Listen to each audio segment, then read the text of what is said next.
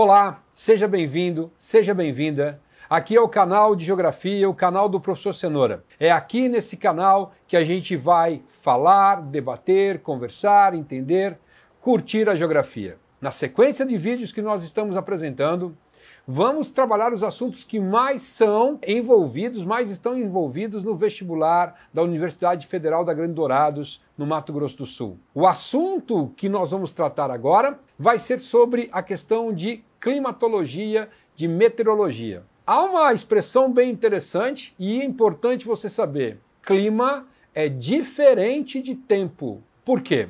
As pessoas comuns, elas no seu dia a dia dizem: nossa, hoje o clima tá bom para uma cervejinha, hoje o clima tá bom, tá um friozinho para esse caldo, depende da região do Brasil que você vai estar. E isso é um erro gravíssimo, porque o correto, hoje o tempo está bom para a gente curtir essa cervejinha, para a gente ficar próximo, assistir um filme, tomar um caldo nesse friozinho. Por quê? Porque tempo é momento. E o clima já se caracteriza como um comportamento, uma sucessão habitual do tempo nos últimos 30 anos. Então o correto é falar o seguinte, é que o clima tropical, aonde na região predominante do Brasil, lá na música do meu amigo Jorge Benjor, moro num país tropical. Se ele fosse um nerd, ele falaria assim: moro num país com duas estações bem definidas, a estação de chuva e a estação de seca. Então, no Brasil, predominantemente no Brasil central, nas áreas tropicais brasileiras, os verões são chuvosos e quentes, e os invernos são frios e secos, e essa é a sucessão habitual. Então, fazer previsão de clima é a coisa mais fácil que tem. Cenoura, faz uma previsão pra gente. Faço agora. Só falar um lugar. Eu aponto aqui no mapa, meu dedo apareceu aqui na região do Saara, fazendo minha previsão, clima seco. Pronto, acertei. Porque o clima são as características predominantes. Agora, como é que está o tempo? Nublado, chuvoso, mais seco, baixa umidade. Isso aí é importante. Então, clima não é tempo. Os meteorologistas fazem previsão do tempo. E o clima é a característica predominante dos últimos anos, ok? Sim, deve ter passado na sua cabeça uma pergunta, mas e essas mudanças climáticas? As mudanças climáticas são as mudanças comportamentais que vão alterando a sua forma de se manifestar. E se essa alteração ela é contínua, passa a ser clima. Se essas alterações são pontuais, fenômeno, que é o que se trabalha numa questão como essa aqui. O ano passado caiu uma questão relacionada a um fenômeno que assustou.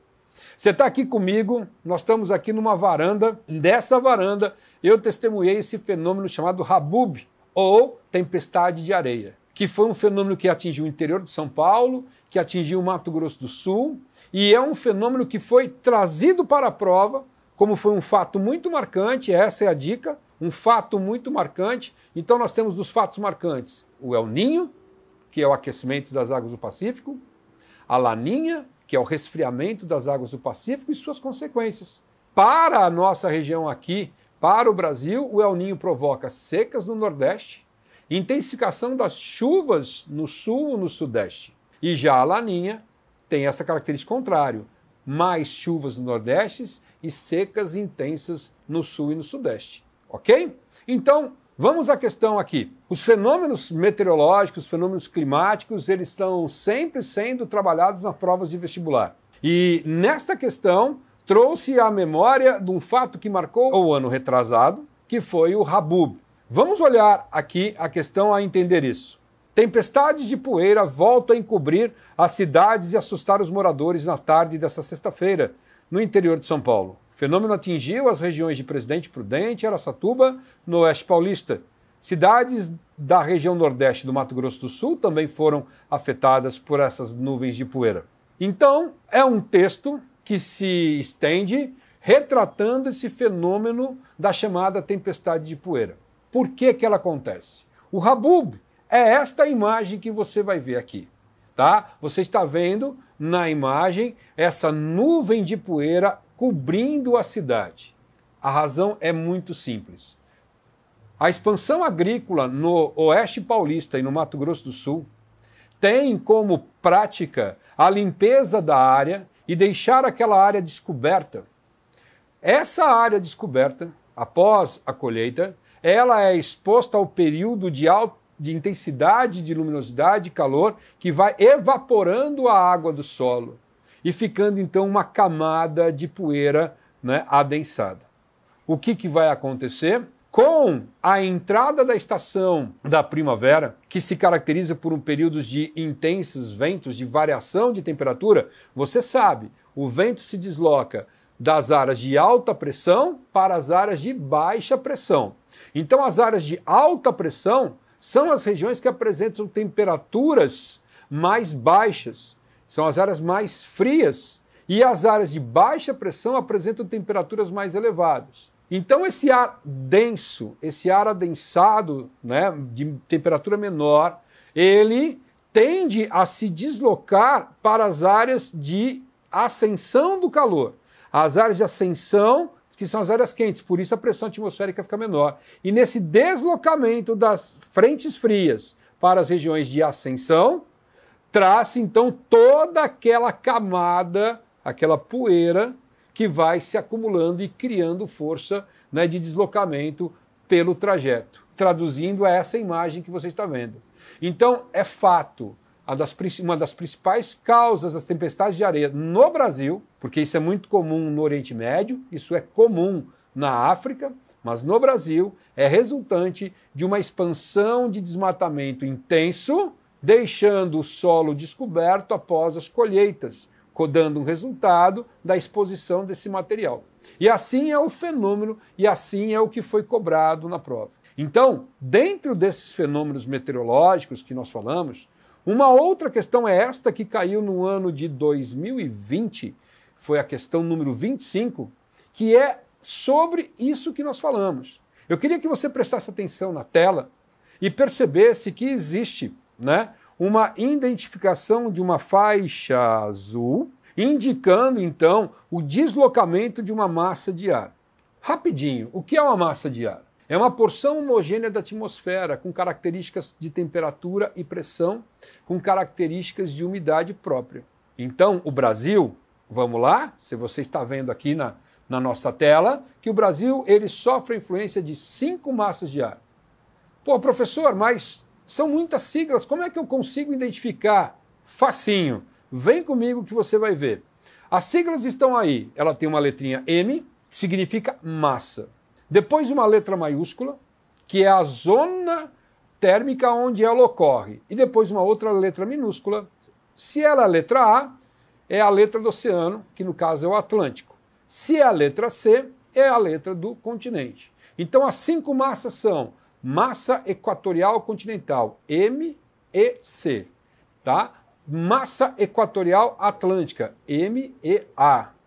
Na faixa tropical, massa tropical continental, que fica sobre o continente.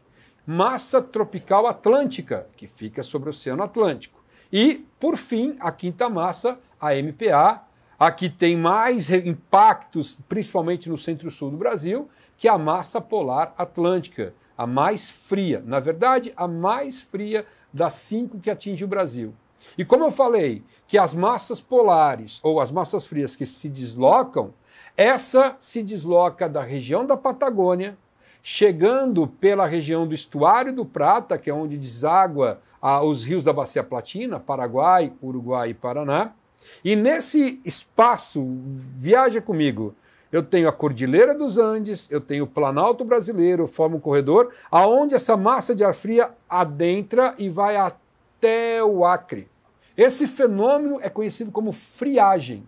A friagem é o deslocamento da massa polar atlântica, mais intensa durante o período de inverno, que lá no sul do Brasil, quando essa massa vem num forte vento, eles chamam de minuano, e está vindo um minuano, é sinal de um vento fortíssimo, gelado, que sai da Patagônia e compõe essa massa polar que vai adentrando pelo Brasil, resfriando os estados do Mato Grosso do Sul, do Mato Grosso, até o Acre. Até o Acre. O Acre, que tem temperaturas médias superiores a 25, 26 graus de temperatura média, ele cai 10 graus, chegando a 15 graus, e isso dá um impacto muito grande na saúde pública, pois população que não está acostumada com essas baixas temperaturas passam a ter problemas respiratórios, até pneumonia. Então, a friagem, ela provoca queda de temperatura, provoca um resfriamento que impacta nas lavouras,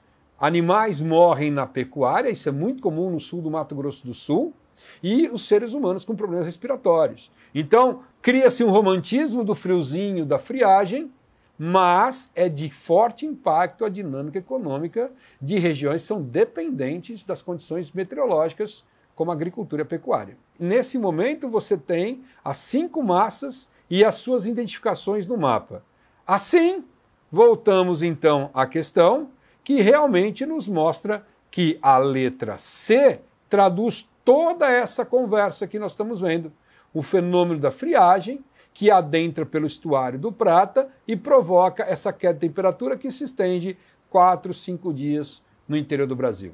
Legal, né? Geografia é isso aí. Geografia é entender os fenômenos que acontecem em torno de nós. Por isso eu sempre digo, a geografia é o cenário onde se representa o espetáculo da vida. E é assim que a gente vai entendendo, correspondendo todo esse processo. Maravilha? Então, a prova está chegando. Dê uma atenção nas questões meteorológicas. Qualquer coisa você procura nas redes sociais, vai lá no meu Instagram. Teve dúvida, não deixa barato não. Vai lá nas redes sociais, no meu Instagram e fala: Cenoura, estou com dúvida em tal coisa, você pode me ajudar? Vai ser um prazer saber que eu contribuí para você poder entrar na universidade. Legal? Então, ficamos aqui, vai me seguindo no meu canal. Dicas, assuntos, vídeos, debates.